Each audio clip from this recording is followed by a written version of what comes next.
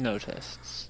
Alrighty, hello everyone, and welcome to TFT's podcast, episode 164. And tonight, we have with us Chaos Mana Hello.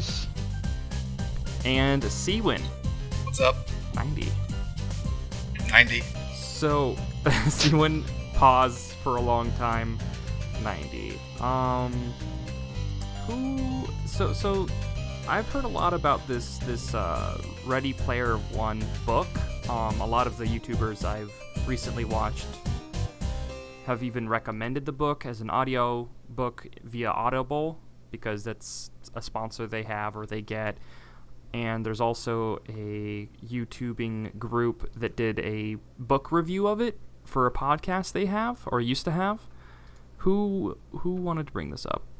Speak. That was me. All right. Jason. Yeah. Tell me the deets. Well, I mean, I just found out about it, today, where they were like, hey, TJ Miller's is going to be in the new Ready Player One movie. And I'm like, it's going to be a Ready Player One movie? And, so then I looked into it. And either of you familiar with Ready Player One? I know it's sort of like a dystopian world where video games, like, it's a virtual reality basically, and how people live, or they're hooked up to machines, and you get out of the machine, and it's just houses stacked on houses, like just a huge apartment complex, basically. Yeah. That's about what I know. That's kind of about it. What about you, Cass? Have you read it, or have you heard of it? I have not read of it yet. Okay. No. Well, yeah, it's pretty close to kind of what Zach described. It sounds slightly familiar, but I don't know too much about it. The real world is much shittier than you can basically imagine. Basically, this is the premise is it's in the future, and we've run out of oil, or it's so low that everyone's economy basically crashes, except for big cities. And then you get a bunch of people all trying to move towards these big cities, but there's no housing. So what they end up doing is they end up basically everyone that's poor, which is a shit ton of people. They basically set up trailer parks, but it's not just trailer parks. What you mentioned, Zach, is that there's apartments stacked on each other. They're called the stacks because it's basically trailer, motorhome after motorhome stacked on top of each other in any way, shape, and size. Completely dangerous. They could fall over at any moment, and no one really cares. And it follows one kid who's poor and has almost nothing except for this machine called I'm trying to remember what it was called, because I know the world that they go into, this huge magical VR world they go into, is called the Oasis. I don't remember what the machine to get into the Oasis is called, but it's basically just like a thing it's basically just like a VR headset, and that's the only thing that's basically that everyone's kind of allowed to have. It's almost like given away for free by the company who made the Oasis. So basically everyone in the world is in this huge VR community, that environment. Yeah. Because, and then also this other thing is that this thing is so huge, and there's so many different types of worlds in this. You could do anything you want. There's futuristic worlds with spaceships. There's fantasy worlds with magic. You have stuff where they get mixed, stuff where there's rules where you can only have one. And they also have their public schools in this world as well. So the main character goes to school and just does all this stuff, and then one day the person who created this huge mega world died, and in his will he said, okay, I have created a puzzle in this game. I've created this giant riddle. If you can solve this riddle, you will basically get my fortune. It was like billions of dollars that anyone could have if they could solve this riddle. And there's several parts to it. Okay. So at first I thought it was gonna be if he just left a bomb on his way out, and the world's fucked. No. So no, it's a much more positive thing than that. No, so basically, and everyone's like, oh, this is going to be a piece of cake. So everyone in the world basically starts trying to figure out this riddle, and they spend a bunch of time on it, and then after like a year or two of no one solving it, people start to die out, except for like the the hardcore few, and the main character is one of those hardcore few, and he's like a 14, 15, 16-year-old. He was in high school, and it just kind of follows him and his quest to figure out this riddle and become rich, essentially. Mm-hmm. That actually sounds a lot like some of the animes that came out like a few years ago, like Log Horizon and Sword Art Online. Except there's no. They were just fucking stuck in the world. This is That's not true. that because these are just real people in a VR world trying to basically win the greatest contest ever created. And so it's interesting. And then you have your antagonists, which are the basically the large internet company that wants to own this world that everyone is in, so that way they can just make more money. It's basically the Comcast of this world, except on a much eviler scale. And so what they do is they create these. They basically just pay people to try and solve this riddle. So they have thousands and thousands of people that they buy them account, sit them in a fucking cubicle for 8 hours, and just have them try and figure out this riddle. God, I'd go mad. No, that you have to put like your own secret spin on it. Like just you get paid for 8 hours of Yeah, I don't know. They didn't really go into their requirements for keeping your job there, but there's a lot of interesting things. They cover a lot of things like what happens when you're poor in this world and all this other kind of stuff, because the actual VR world it's free to play, and they give out these headsets for free. But then there's all this other microtransaction stuff in the world, which kind of power it. So you can tell really quickly, kind of like who the rich and who the poor are, because the poor people like have nothing. It also costs money to travel to different worlds. So if you're poor, you can't even really travel anywhere unless you're asking someone for like a free ride or something. And like fuel costs money, teleportation to another world costs money. So it's like this economy. It's like an MMO. Reality. It's very similar to an MMO, yes. That's all very cool. all I'm the gonna have new to read people this are book. standing around the starter town Yes. with like no gear, and then Uh-huh. some other people come along with fancy get-ups on their spaceship. It is that exact environment, which is crazy because let me double check when the book was made. I don't remember when the book was made. The movie's scheduled to come out in 2018 according to IMDb. So the book was written. Oh, it was in 2011. I thought it was older than that. So it's not 5 years not old. that old. So they're It's not probably revolutionarily old. Yeah. Yeah, and the other big part of this book is it's very, very centered around the '80s.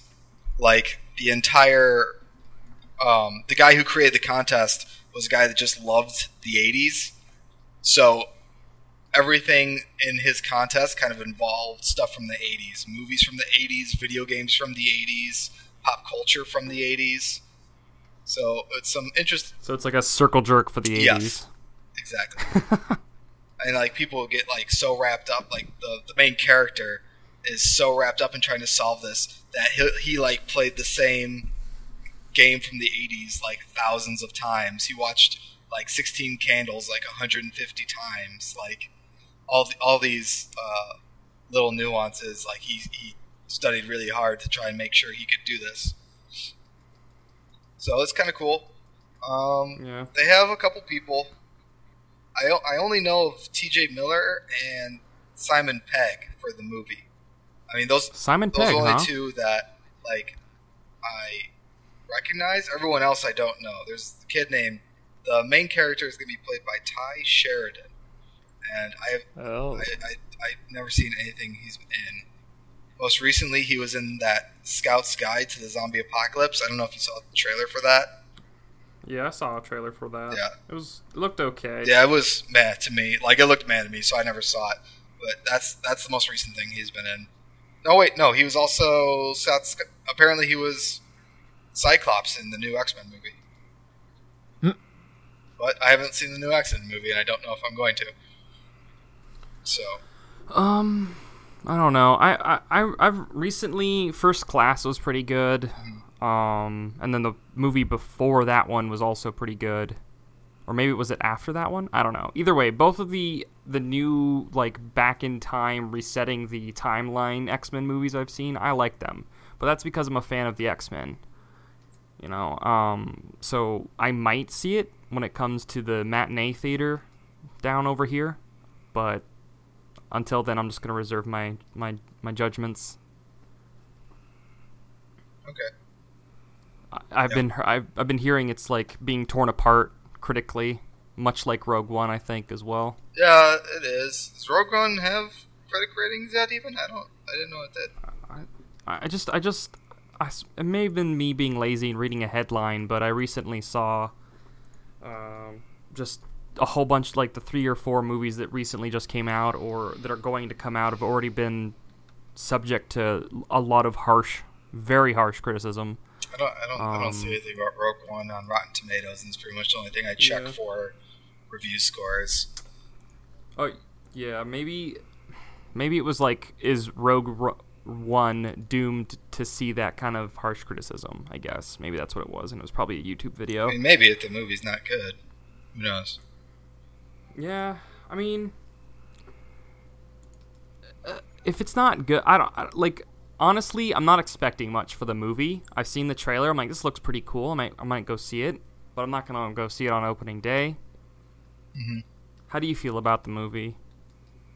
I mean, I'm kind of indifferent about it. Also, like, it's an interesting premise, but yeah, I don't know how interested I'll be in it.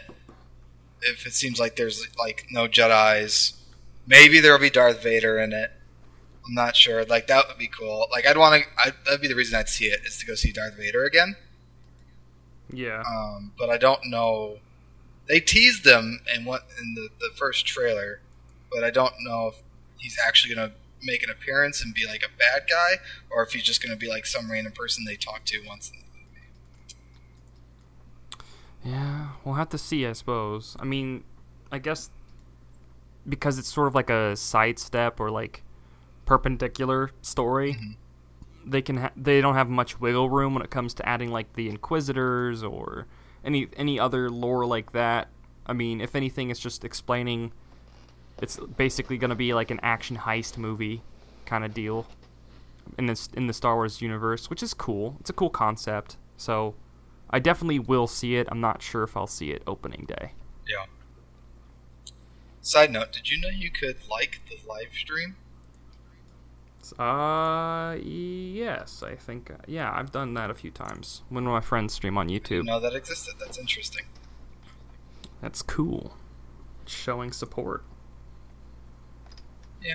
Showing that you care. 6 people? What? So why have 7 people liked the live stream? That's what I'm saying. I just clicked it now, and I was like, alright, interesting. I mean, it's dope that people fucking hit like. I mean, it's because of the Newleaf. It's hashtag Newleaf. So, Jason, do you want to explain that? What, hashtag Newleaf? Yeah. I mean, it's pretty simple. I mean, I feel like I was getting a little too jaded in League of Legends, and I felt like maybe it was not fun for everyone, and I was being too frustrated, so I decided to go hashtag Newleaf, and just be a more positive experience in game. And that's all. Mm-hmm. And just not be try and avoid being quite as critical, even if I've said the same thing 500 times. I'm going to just say 501 with a smile on my face instead of screaming my head off and being upset about it. And that's, honestly, that's what hashtag Newleaf's about. I mean, honestly, I think I've personally performed better overall with your hashtag Newleaf in place. I can't say everyone else has. Yeah. We'll have to do some severe statistical analysis. Science experiments. To Yeah, it's only been like. I wish I had the statistics of all It'll the be games it'll that end we up played it'll before. no it'll be end up being one of those leak tips on the beginning when you load in. Studies show that 50% games win under #Newleaf. Hashtag Newleaf. I mean, sometimes it's hard to tell if you're just being condescending. Sometimes it's hard not to be condescending. I'm not gonna lie to you.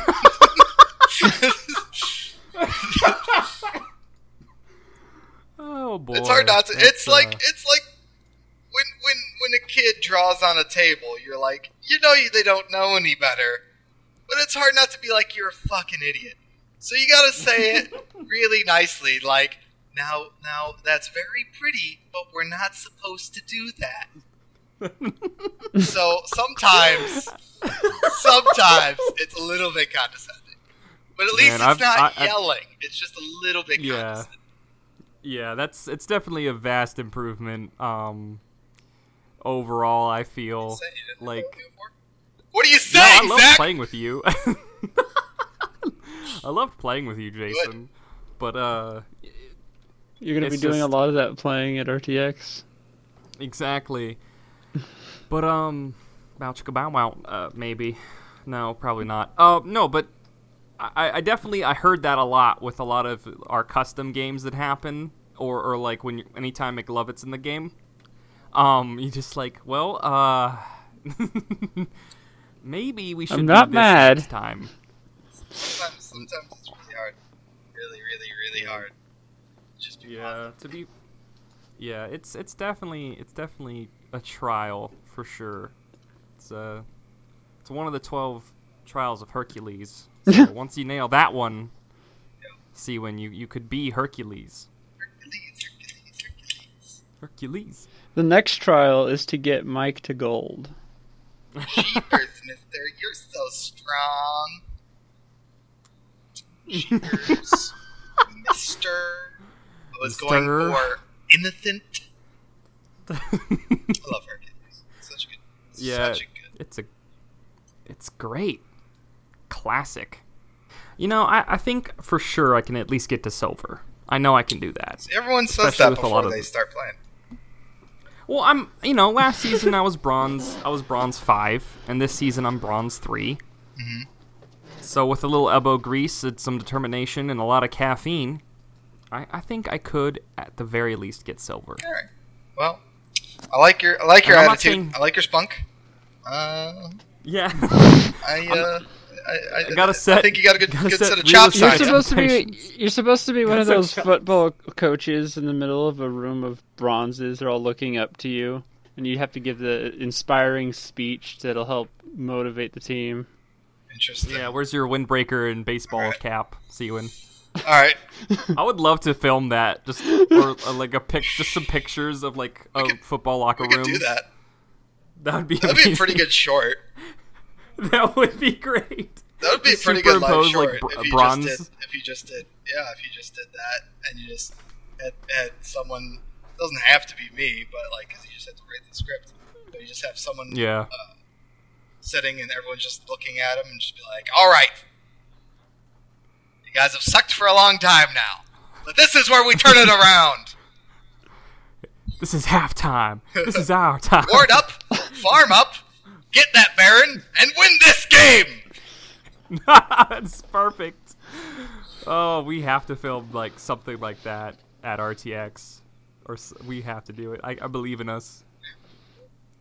Awesome. Yeah, sweet. Okay, RTX. Speaking about RTX, are you guys excited? It's 29 days away, 28 days away. It's pretty close. Fine. It'll be my third time going, so I'm not quite as excited as, say, my first time going. But yeah, I think it's gonna be fun time with everyone, hanging out and stuff. For sure. That's how I've like my first and second time. I was like, I want to go to the big panels. I want to do all the signings. And then my third time, I was like, you know what? I have loads of people I talk to on the Rooster Teeth site, or at least I used to, that are going here that I want to meet in real person and hang out and be like friends and stuff. So my third time I did that. My fourth time I did that, and I think this is my fifth time going. And literally, it's a vacation you pay for, and you might as well have a few drinks, eat some good food, and hang out with friends. Pay for most vacations, by the way. Well, yeah, no, I mean, I'm saying vacations that are paid for you. Yeah, very true, very, very true. I'm just saying, like, how Tejan Lee talked to me about it. He's like, you're on vacation. You shouldn't have to, wait in a line and waste your vacation on something that you've already done, basically. I mean, maybe. I think the lines are sometimes fine if you're talking to people. That's why I do like some of the I do like some of the panels. Yeah. I agree. I didn't look through all the panels that came out recently, so I haven't really made a plan to see any specific ones yet. So far, I've looked through the schedule, and I noticed that a group that I like really much, the best friends, are having their own panel, and it happens to be scheduled at the same time, at least as per their current release scheduled at the same time as some of the other bigger panels. So there's actually a very good chance that I'd be able to get into that, and also see some people that I've been following for actually quite a while now. Other than that, it's going to be pretty much, if a panel comes open, people want to see it, then I'll go to that one. If people just want to hang out on the floor, then I'll do that too. And so I'm going to spend a decent amount of time there, but pretty much go to whatever we feel like doing at the time. That's what I like about the era of RTX. Yeah, I definitely want to see the small panels for sure, because that'll be a good opportunity for networking. And not to sound like that guy, but it has to network. Honestly, a lot of the networking and stuff that you do at cons is important, and it is a good thing to do if you're starting up a YouTube channel, or if you want to do this for a living. You need to heavily consider networking, and it's basically a lot of small talk and just handing someone a business card. Yeah, are you guys doing? You guys aren't doing a panel this RTX, are you?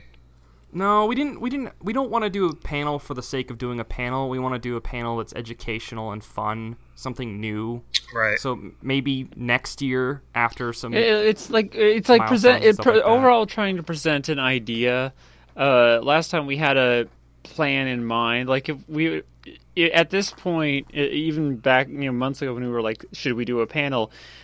If we don't have something else that we want to present, then it'd just be kind of scrounging together kind of ideas.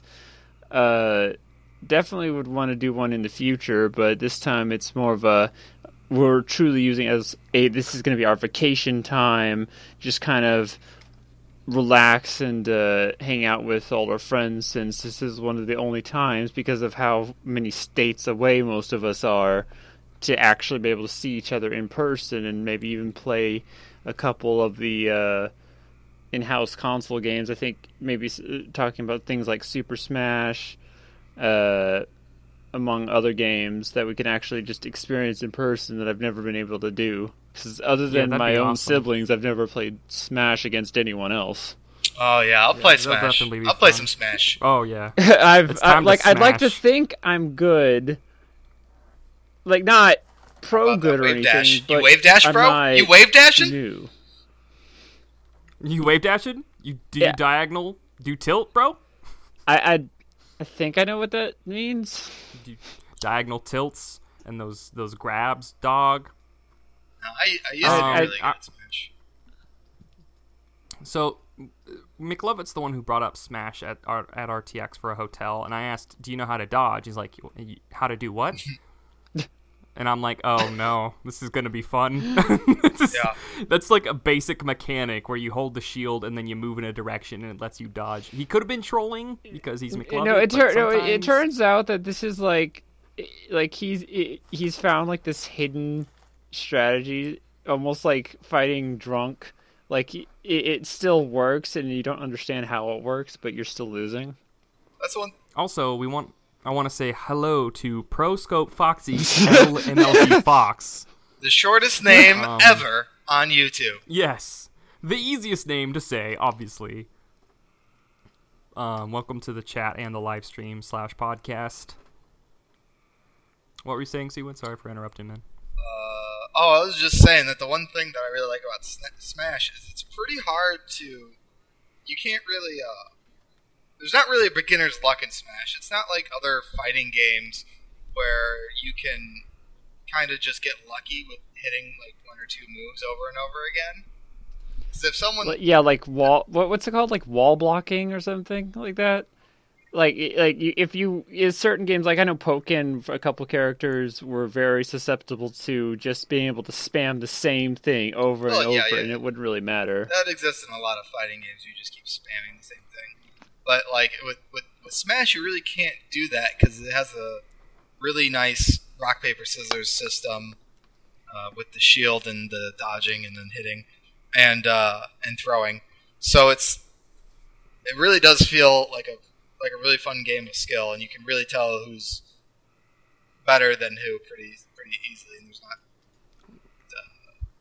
basically, it's just not as much of that stuff you see if like someone's doing a fighting game and they just keep tapping like the same thing, or they just do down kick like 18 times and get a kill or whatever.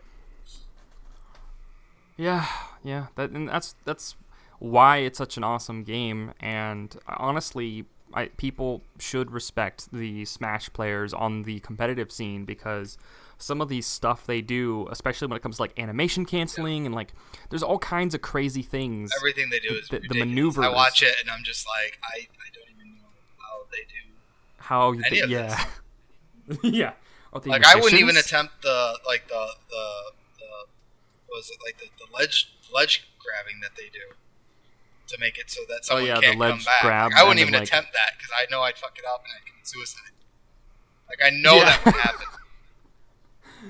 Yeah, you definitely get your ass. I like the grabbing from like I think Donkey Kong just grabbed and then suicide with them. Yeah, Kirby can do that as well. Kirby does that as well, where you can just grab someone. Can we have we should definitely have a passive ban on Kirby if we're playing. You can get out of that easy. I just don't like playing against people who are good with Kirby because Kirby's bullshit. Well, in the first Smash, Kirby was literally like given a bias in his stats, but they've not done so in the future versions. It was only like when Smash was first created that because it was the creator's favorite character, he was a little more OP than the others. Yeah, I suppose it's just I've played Smash and the newest Smash. Which and the it's one just the Wii U. Yeah, and it's like I'm not that great at the game. I'll admit this. I'm okay. I haven't played it, so I'm nowhere near as good as my brother, and my brother is amazing because he doesn't like. I'll know some combos, and then the rest of it's kind of just button mashing and dodging for Smash, but he knows all the combos. He plays the complicated characters that take way more skill than I have. I would never admit this to him personally, right. But since he's not here listening, I'm just fucking give him compliments. And no one will ever tell him. You tell me your brother isn't Sean Montez? No, it's not Sean Montez. Also, welcome to the chat, Sean. How you doing, man? But so he's super great at the games, and I can beat him like kind of with if I like concentrate 100% of the time, or I distract him by talking to him because I have experience playing video games and talking at the same time, and he doesn't really do that. So that's the only thing I can really do. This is psychological games in Warfare. Right. Makes sense. So if it's a battle of psychology in Smash, will you lose lose when we play in? I don't know, man. I don't know. We'll have to see. I want every video game we play at RTX to lead into a drinking game. Yeah, I'd love that for sure. That would be my goal. For whatever reason, I feel like I play better drunk. I really do. It's not the case, but I feel like we should make every game. So like if it's 4 people in a match, the fourth person has to take the largest full shot or whatever we decide, and then the person in second only has to take a little sip, and obviously the winner doesn't have to do anything. Well, I'd be more interested in I'm always more interested in evening the playing field.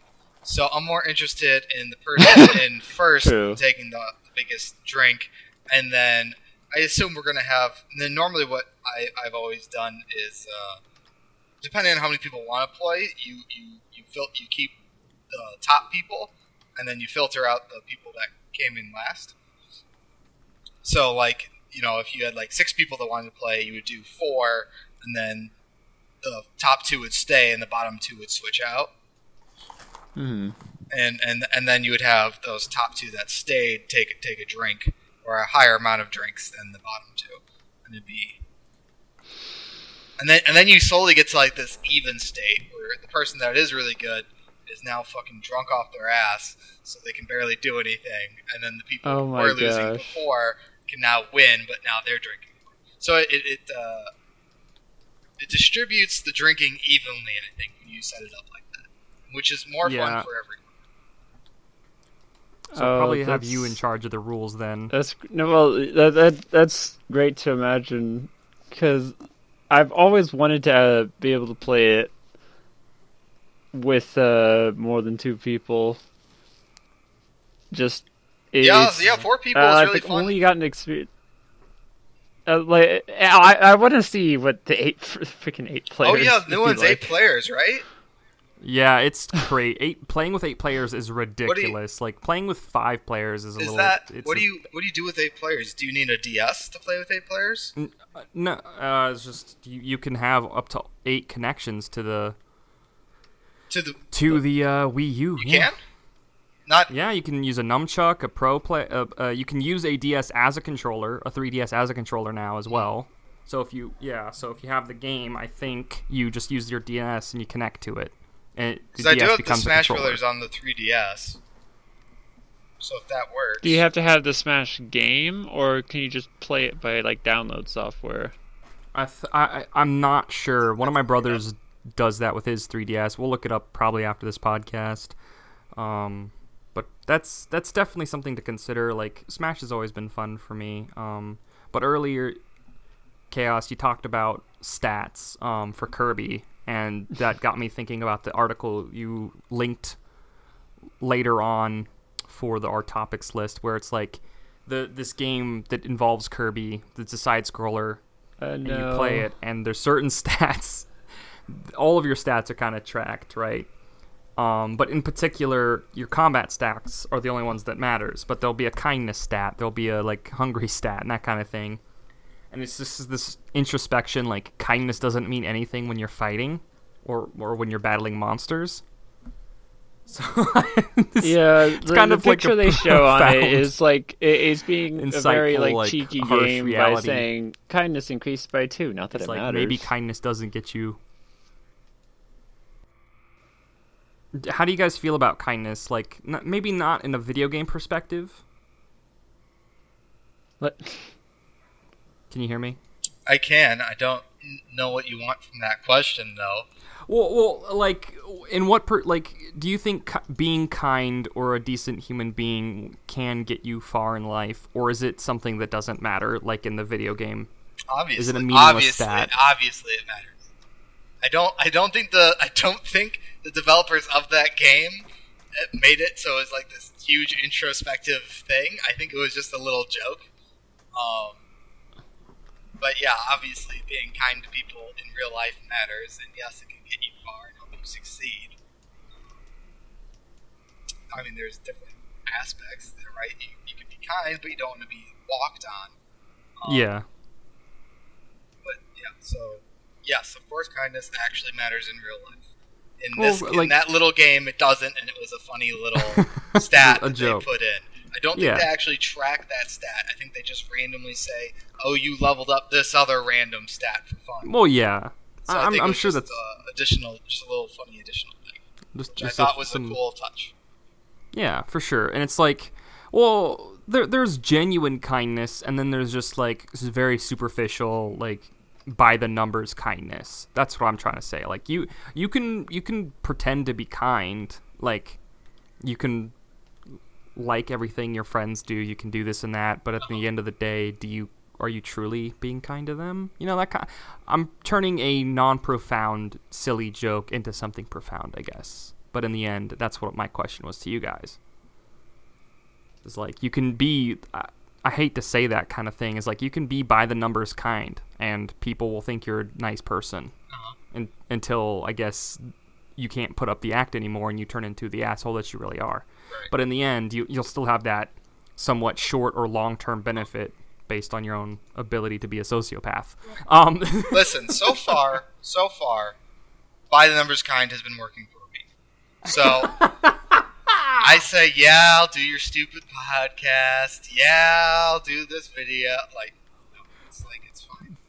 There's no way to fake kindness for that long without someone realizing you're bullshitting. Like, it's pretty obvious to tell someone's being kind for their own personal gain and that they don't actually give a shit. It's pretty obvious. Yeah. It's hard. It's hard to hide that for a long period of time. So yes, actual kindness matters. And I don't know, if you don't care about something and you're just doing something to gain something in your own life, like, that has its place. But I mean, it's you being an asshole, and if you're fine with that, then you're fine with that. Yeah, I suppose so. There you go. We have it on tape. Kindness matters. By Seawin. He said it, you guys. I did it. I can use that clip Not the only thing that matters. What about you, Chaos? Well, one thing it actually, I don't remember if I mentioned this directly on the last podcast, but I was finding more information about what Windows is doing with the upgrading to 10 and just upgrades in general. And it seems to be like they're being even more assholey than they really should be being, regardless of whether or not what they're doing is good or not. And right now, not only have there been like there, it used to be like, hey, you have a year to get Windows 10 for free. Right. When it comes out, starting October, and then once that's it seemed like this is a free deal they're doing. After that, you'd have to pay for it. But now they've added it so that it's going to eventually become a recommended update, which it will happen even if you want it to or not. Like it happened to one of the pro Counter-Strike players in the middle of his live stream. Yeah. It just decided, even though he had disabled everything, it just decided, it's time to update. Yeah, now. That happened just to because. That happened to Flom. He's one of my favorite Counter-Strike streamers because he's super cool and super funny. He's not currently a pro player. He just streams. He plays like intermediate matches with friends and stuff, but not professional. On the second part of that, a recommended update doesn't mean you have to update. The thing that Windows did do, however, is they changed how their system worked, so it seemed like more people would likely accidentally upgrade, where they set it up so instead of if the window pops up, I read this article the other day. If a window pops up saying, "Hey, we can upgrade or whatever, this stuff. Do you want to upgrade?" And if you X out of that window, not hit like decline or something, but if you like exit out of the window, it'll take that as an accept instead of it used to take that as a decline. And that's what happened to me. I was like, no, I don't want to upgrade. Close out the window. And I was halfway through podcast 163, editing-wise on the audio, my first pass of the audio. I was like, yeah, okay, everything's cool. And then it just black screen. I'm like, excuse me? Hello? It's like Windows 10 upgrade. I'm like, awesome. Okay, cool. So this is awesome. I have work in an hour, and I really wanted to finish my first pass audio for the podcast. Okay, cool. So I get ready for work. I come back. Windows 10's installed. And currently I have no issues with Windows 10. And I didn't have issues with Windows 10 on my old PC or desktop at home. And that's my only frustration is that it just like, nope, we're upgrading now. So, it's not. So the only issue that you had with it, Zach, is you didn't want it to up. Why didn't you want to upgrade previously? Because there's a lot of stigma behind Windows 10. Absolutely and like none. Absolutely none. And when it first came out, Absolutely none. There was a lot. I got it since day one, and it was fine, zero problems, and I didn't see anyone else complaining about problems with it day one either. I don't remember any problems with it that anyone had. A lot of the people that I was watching were talking about problems being able to run their software, or like problems like this where it's like Windows forcing stuff through, even though you disabled it, so it shouldn't be able to do that. It still decided to do it anyway. Which software? Basically, old drivers and plugins for controllers and like other editing software and video games. I mean, as far as I saw, all that stuff updated for me perfectly fine without any issues. My drivers automatically update. I got a new software from NVIDIA to update my drivers correctly. I don't know how obscure those other things were, but everything that I had was perfectly fine. OBS still works. Audacity still works. Like, all my video games worked.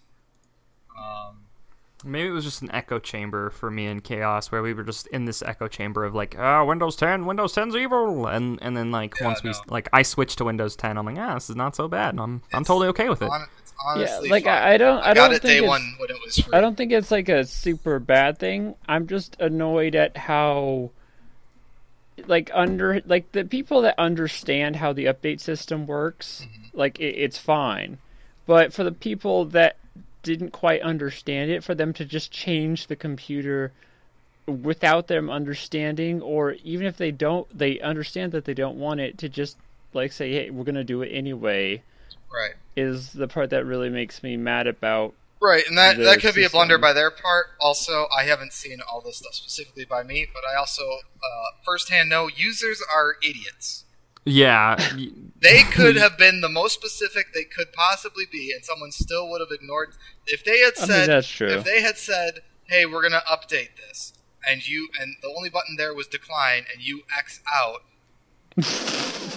instead of hit the decline button. Like, if that's the case, I'm like, you're a fucking idiot. If you didn't want to upgrade, hit the fucking giant decline button. Yeah. Like, I mean, so I can't.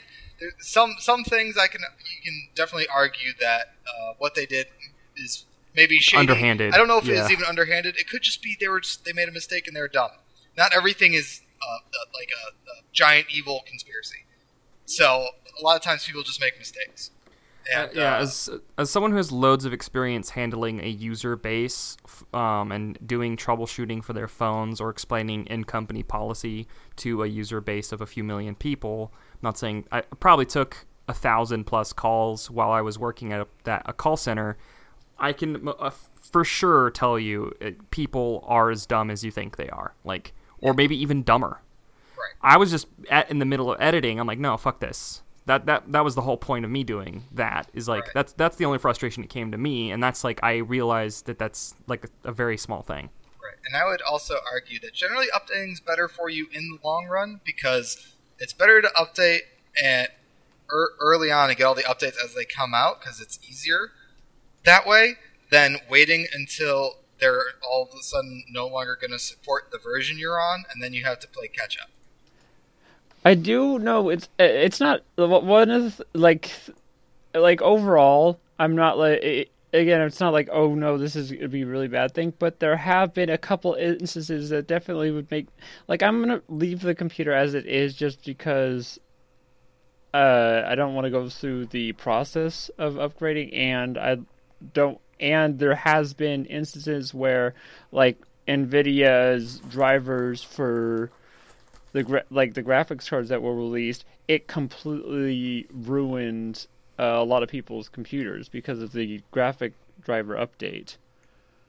I mean, I would have to see those instances, and then I would also follow up on those. A lot of those people could also be people, hey, this fucked up for me, I did nothing wrong, and then you read I it, need a new video card. and they're stupid as shit, and they did everything wrong. So, I mean...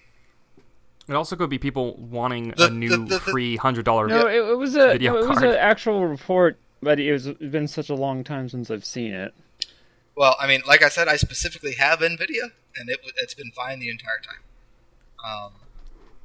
How long has the Windows 10 been out? I think for a little less than a year? Almost a year now, because it's about to no longer be free. I think next month it's not free anymore. Yeah, so, I mean, at this point, they've worked out all of, or a majority of, the kinks or bugs, as far as I've tell. Yeah, probably.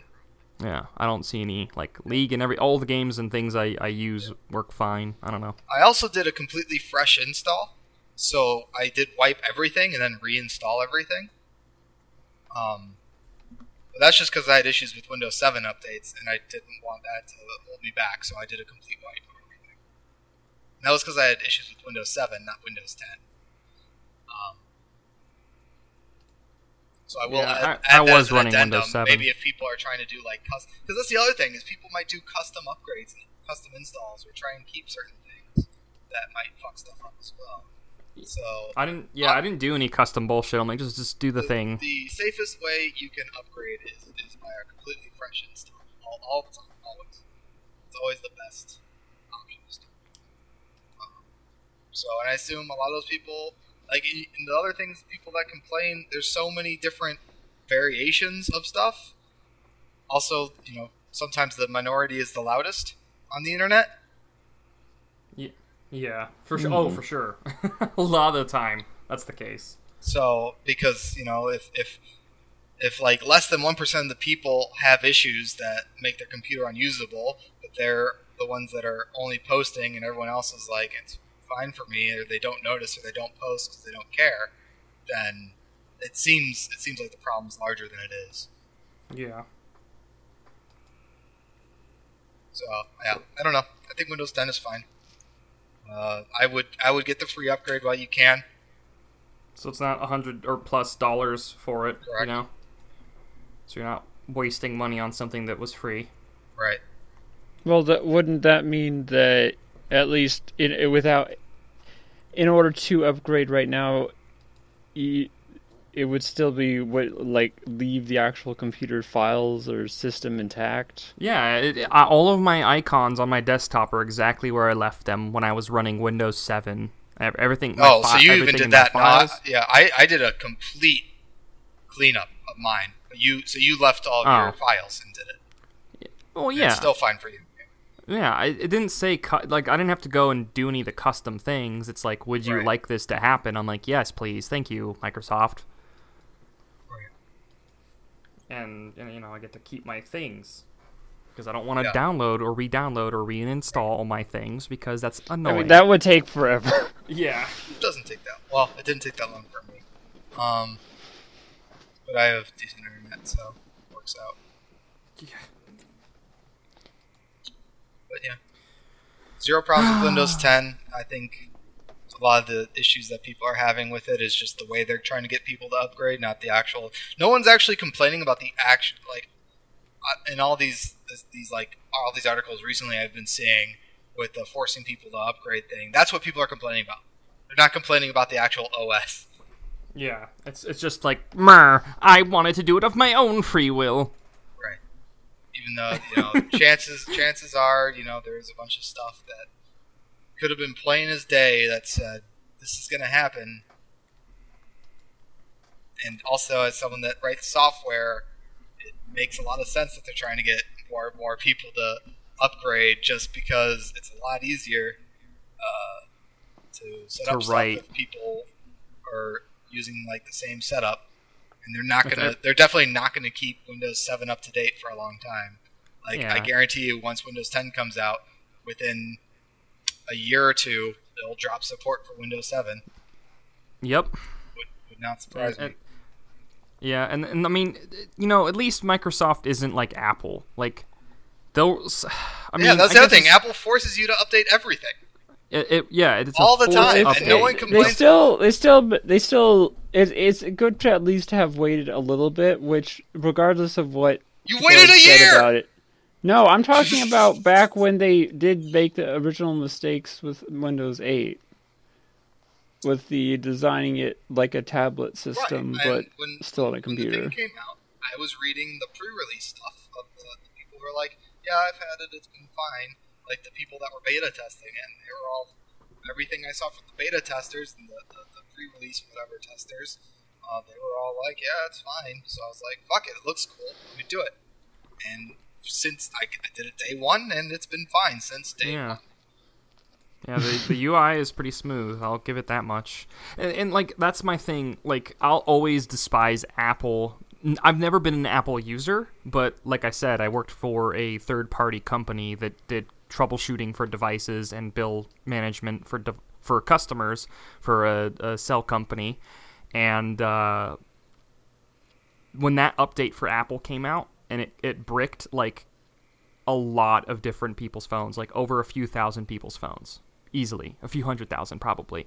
Like we would for 2 or 3 months, it was this bullshit Apple thing where like, I have an iPhone 5 and now all my pictures are gone, and I updated to iOS 8. I think it was iOS 8 or iOS 7. It was something like that, and it just deleted a whole bunch of shit. And if you had anything below like a 6, no, I think it was 4 and below, any like a 4S, those phones, all those users are like shit out of luck, because it was like their phone is a brick, a paperweight, basically. None of the things that they wanted to do with their phone worked. Right. So it's like, at least they don't do that. You know, it's they're giving it to you for free. Right. It's like this, we're going to be programming in this language. A lot of the things we'll be using are going to be programming in this language. Just switch. It's fine. It's not a language change. I'm trying to make a colloquial layman's term analogy / metaphor.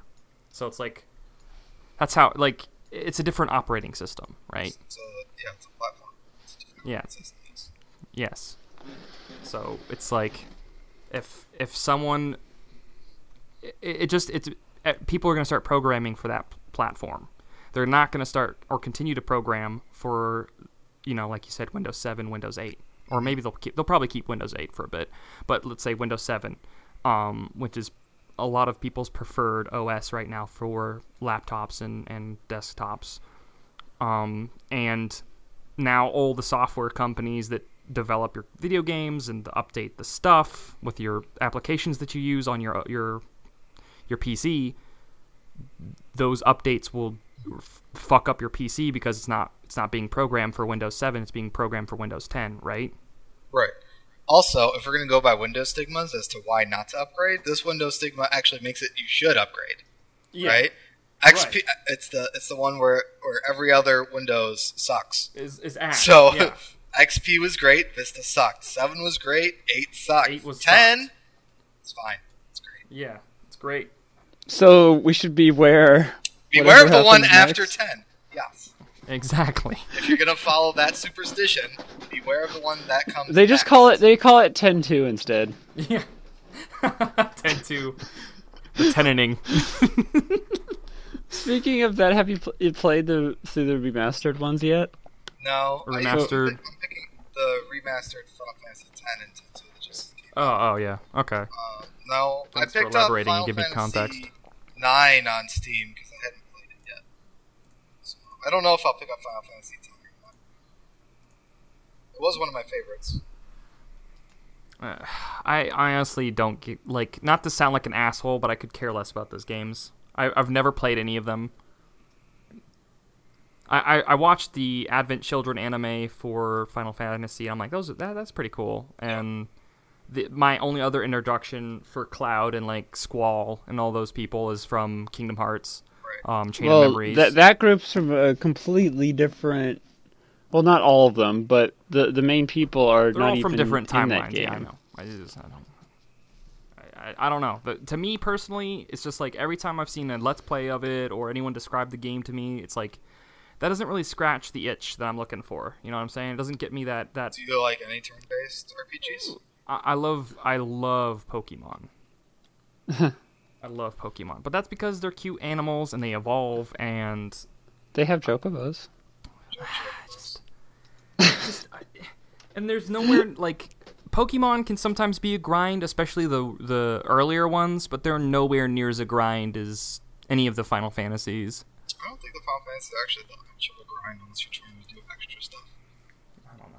Yeah, from what I saw of the Best Friends playthrough of 10, it was actually a really interesting version of the game. As long as you're not running from fights, like just as long as you're just doing stuff, walking around, and you beat every encounter, it's pretty straightforward. Yeah, maybe I'll try out the Final Fantasy VII remake. I don't know. Well, unlike a couple of the other game series, like just because they're all related in name, doesn't mean that they're the same game. Just like everyone seems to is telling a different story. Right. Like the only reason that the 10 and 10-2 exist because they are continuing the story that happened in 10. But so instead of calling it 11, they just continued the story. Correct. I have seen a couple. I think it was 12 where they remade the combat style in a way that I did not have fun in. Oh, I like 12.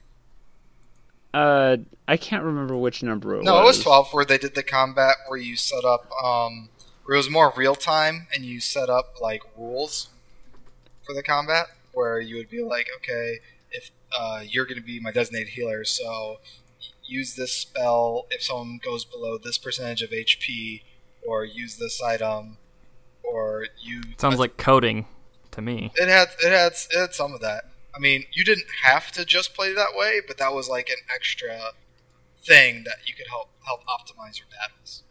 But yeah, I like the best part about 10 or 12 was they added the monster slaying bounty system, which was really a fun addition.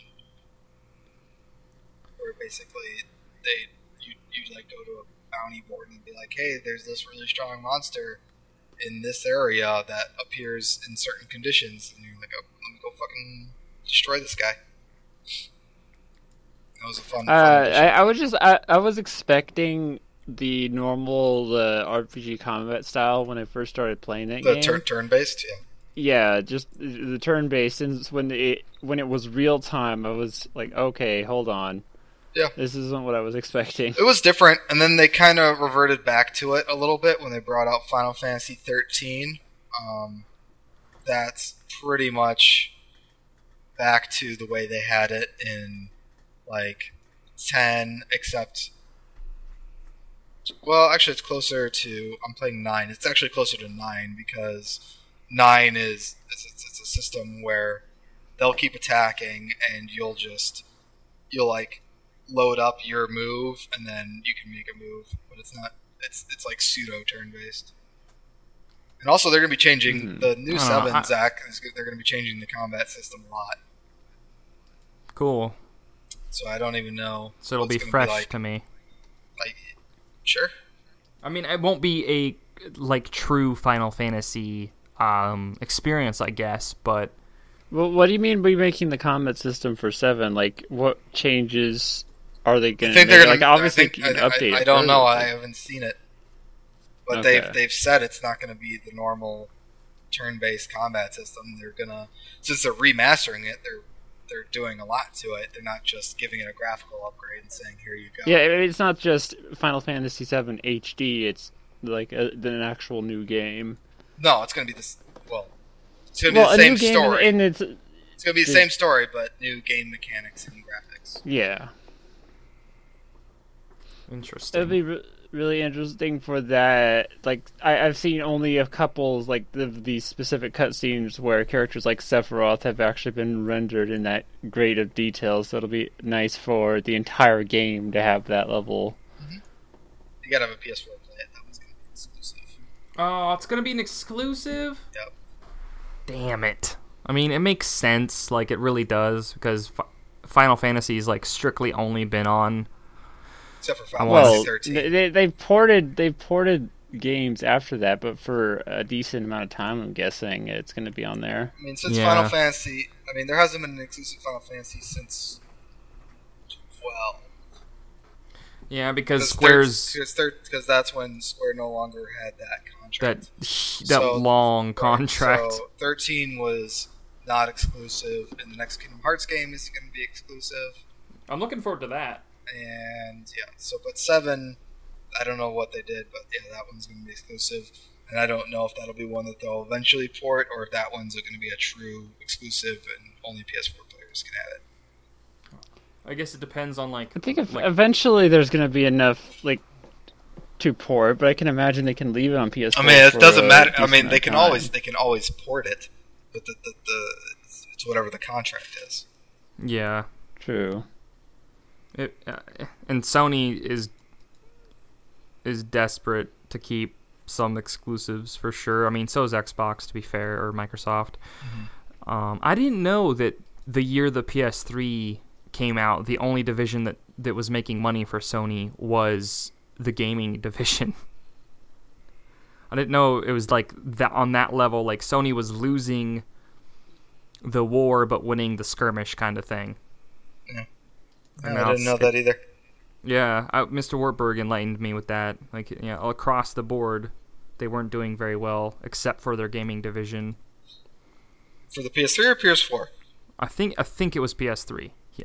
Because their PS4s are selling a lot better than their PS3s. They're definitely selling way more PS4s than Microsoft's selling Xbox One. But at the same time, Microsoft has loads of other successful departments.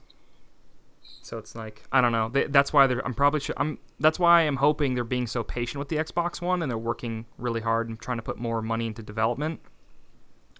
I don't know. We'll see. And on that note, we have hit our hour mark for recording. And we'd like to go ahead and pimp some stuff. We're on YouTube right now, so if you liked any of the things that we talked about, hit that subscribe button, and we will see you next time Wednesday at 9 p.m. EST or 8 Central. We have loads of other social links you can follow if you go to our About section on YouTube. And in particular, we've released the first match of our Salt City tournament for TFT Plays. So if you go to our side channels section on YouTube, you'll see TFT Plays, and it'll be the most recent video we've released. You can check our iTunes out, and we have our whole entire archive on iTunes and on YouTube. And don't forget to check out our Twitter at the Forum Thread or at TFT Plays for all updates regarding streams and video releases. And Facebook as well. We have a Facebook page called the Forum Thread Podcast. So if you want more different styles of content or GIFs and memes and stuff like that, check that out as well. Good night, guys. Peace.